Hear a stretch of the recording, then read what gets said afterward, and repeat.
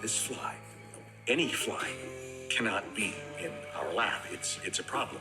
It's a contamination, and that is in no way a misuse of the word. Okay? So we need to take this very seriously.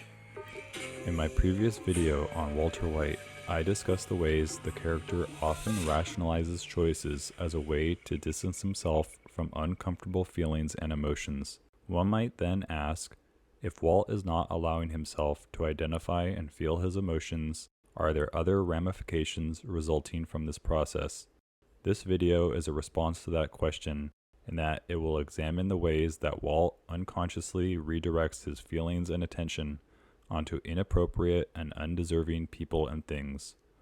Walt is someone who has much difficulty in recognizing how he is feeling in the moment, and he does a similarly poor job of processing and understanding stressful events. As a consequence, many of his interpersonal relationships become damaged, as he is unable to direct the appropriate feelings towards people and situations when needed.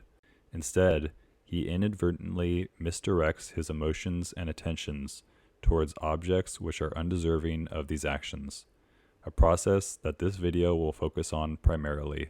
With this information in mind, let's get into the analysis.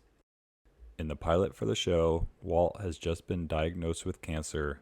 The doctor is making sure that Walt understands what he is talking about, and Walt seems to be on the same page until he says to the doctor, It's just, you've got mustard on your... Right there, you got mustard there. Right there?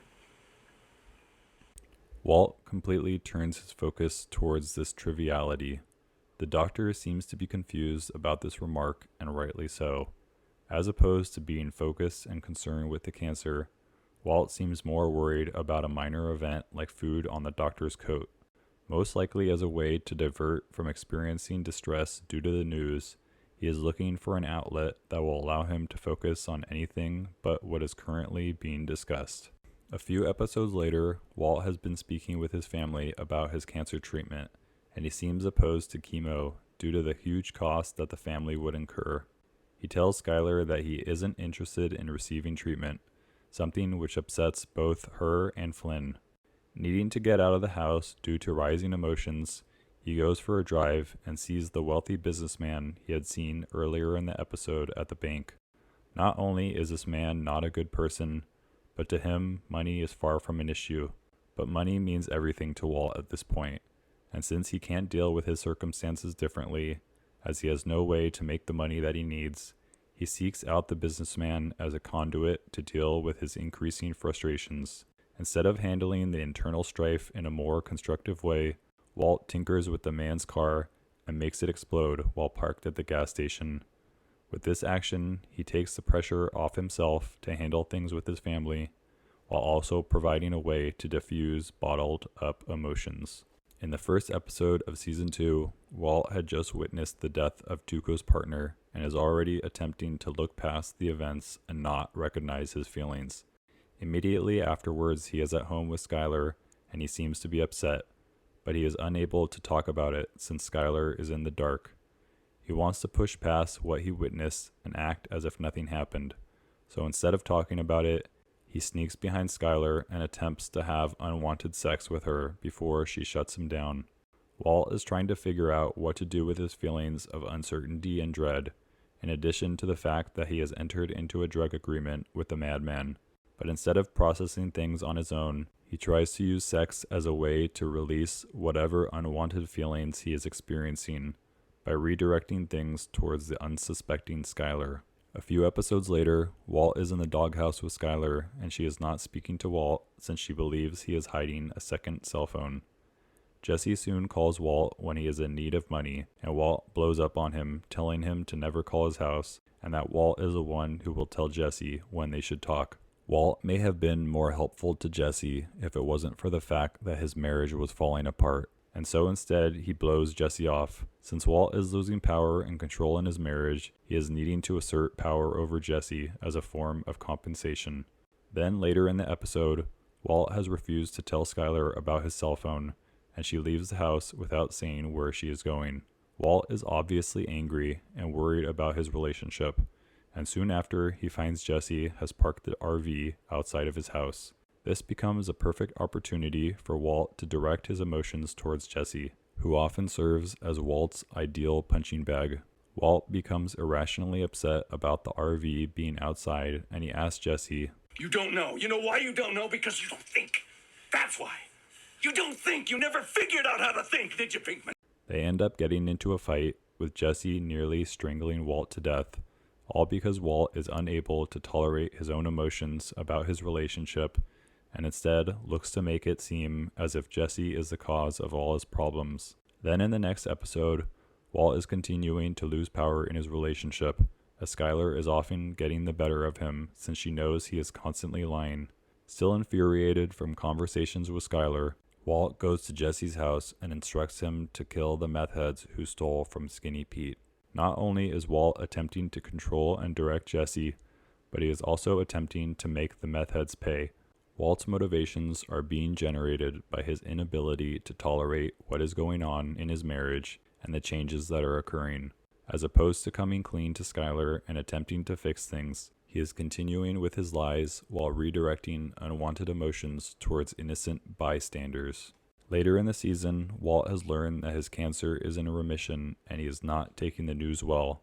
After receiving the prognosis, he goes to the bathroom and repeatedly punches the paper towel dispenser, taking his emotions out on an inanimate object. It's possible that Walt is trying to come to grips with needing to live longer, as he knows that so much damage has been done since the start of the show, and that it may be very difficult to repair all that has happened. When his family throws a party for him, Walt is acting disconnected and forces Flynn to drink more alcohol than he can handle, while also strong-arming Hank and his attempts to help out. When Hank attempts to take the bottle away, Walt screams, It's my son, my bottle, my house. Instead of dealing with the anger that he has about himself and his recent actions, he is taking it out on those that are closest to him, making them feel the pain that he is feeling. Later in the episode, he has purchased a new water heater since the old one was broken, and he decides to install it himself. Walt is trying to be the man of the house by taking care of the family. He is trying to make up for things he has done wrong in the past. When he speaks to Flynn about the party, he apologizes for his actions and says it wasn't right. But Flynn seems proud about his ability to drink as much as Hank and Walt. This disappoints Walt as he is realizing that despite attempts to fix things in the present, it is going to be an uphill battle to correct the ways his son and wife have been impacted. When he goes back to work on the water heater, he notices the ground is corroding, and he begins a replacement project on the floorboards. This work on the home appliances is symbolic of Walt's family life, in that by starting to look deeper and adjust things which have been neglected for so long, it leads him to see how the problems are more far-reaching than he could have imagined. At this point, the only way Walt can resolve his family issues is by being consistent for a long period of time, but instead he spends the entire episode trying to repair the floor, putting time and attention towards the house instead of towards his wife and son. In the Season 3 premiere, following the events of the plane crash over the city, Walt has been following the news about the crash and has put all the pieces together regarding what happened and how he was involved. We see him getting ready for work while making a peanut butter and jelly sandwich, but for some reason he is paying precise and exact attention to the process, making sure to cut the crust off in a certain way and have the sandwich be proportionate in shape. Instead of identify the guilt and shame he might possess due to being a trigger for the plane crash, he is focusing his attention on a meaningless and routine task. He is focusing on little and insignificant things as a way to avoid the big things. In the following episode, Walt is pulled over by a sheriff on the highway as his windshield is still damaged from the airplane wreckage. He tries to tell the sheriff how his house was in the wreckage area, believing he should get off with a warning. But when he is told he will receive a ticket, he becomes incensed, yelling at the officer and claiming that Hellfire rained down on my house where my children sleep. I need you to step back There were right body now. parts in my yard. Walt is having a disproportionately large reaction to this situation, primarily because he is unable to deal with the anger he must be feeling towards himself for causing the crash in the first place. He is also dealing with difficult emotions from his marriage at this time, but Walt is both unwilling to come clean with Skylar or to confess his part in the plane crash. Once again, it is easier to avoid his internal tensions and instead direct attention towards an undeserving person, this time resulting in Walt being pepper sprayed in the eyes. The episode Fly is one of the best examples of Walt misdirecting emotions and attention towards places they don't belong. At this point of the show, Walt is majorly stressed in many parts of life. He is realizing he is in too deep with Gus and his operation, and how he is on constantly shaky ground. At the same time, his marriage has fallen apart, and Skylar is starting to be involved in Walt's criminal dealings, while Hank has also become badly injured due to Walt's drug dealing involvement. Walt starts the episode trying to figure out the numbers for the meth production, needing to ensure accuracy so that Gus doesn't become any more upset. But when he sees a fly in the lab, all of his attention goes towards the eradication of the insect. Something which should only be a minor annoyance has become the central focus of all Walt's emotions and attention. It seems like chasing the fly and trying to kill it has become a substitute for all the other parts of life which need more directed forms of care and inspection. Although he is worried about all that is going wrong in his life, it is easier for him to ignore the facts and the steps he should start taking, and instead direct focus towards the fly. Since resolving all of his dire situations would mean a great deal of effort as well as painful emotions, it is a much simpler task to blame things on the helpless insect. Near the end of the episode, he begins talking about his regrets in life and the point in time that he should have exited the meth business. We understand that much of Walt's frustrations and disappointments have not been fully processed or identified, resulting in his misdirection towards the buzzing fly. Near the end of season 4, Flynn is come by Walt's house and finds that Walt has been badly beaten. Following Jesse's attack on him, Walt has been taking painkillers and begins crying to Flynn about all the mistakes he has made and how he keeps doing the wrong thing. We at first get the impression that he's talking about the wrongdoing concerning his family, but when he later mentions Jesse's name, we understand that he has again been directing emotions towards the wrong person. Although Walt should apologize to both Jesse and Flynn, as he has wronged each of them in unique ways, he doesn't make this apology to either of them in a direct fashion. It seems that Walt often has difficulty speaking to the person who he actually needs to address, as this may require humility and loss of ego, acts which are normally foreign to him. For Walt, it is often easier to express things to someone who may be neutral or indifferent to the words being said. Then in season 5, Walt and Todd are preparing to dispose of Mike's body following his murder by Walt. As he waits for Todd, Walt stares at a fly that is in the office, reminding us of the way he focused on the fly in the lab.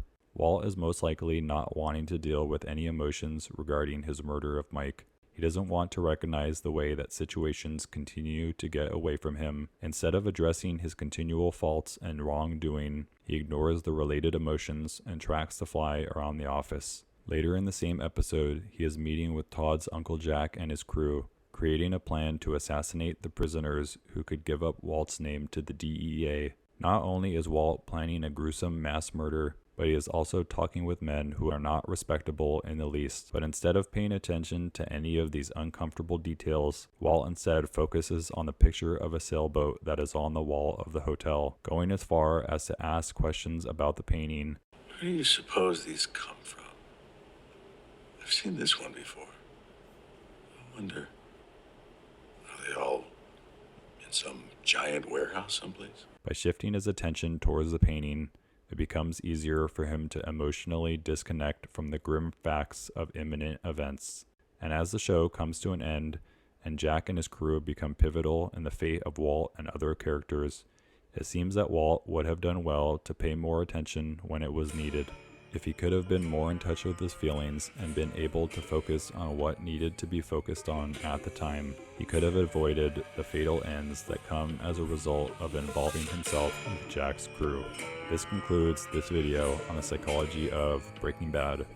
Please watch my other videos on other TV and film characters if you enjoyed this video. Thank you for watching.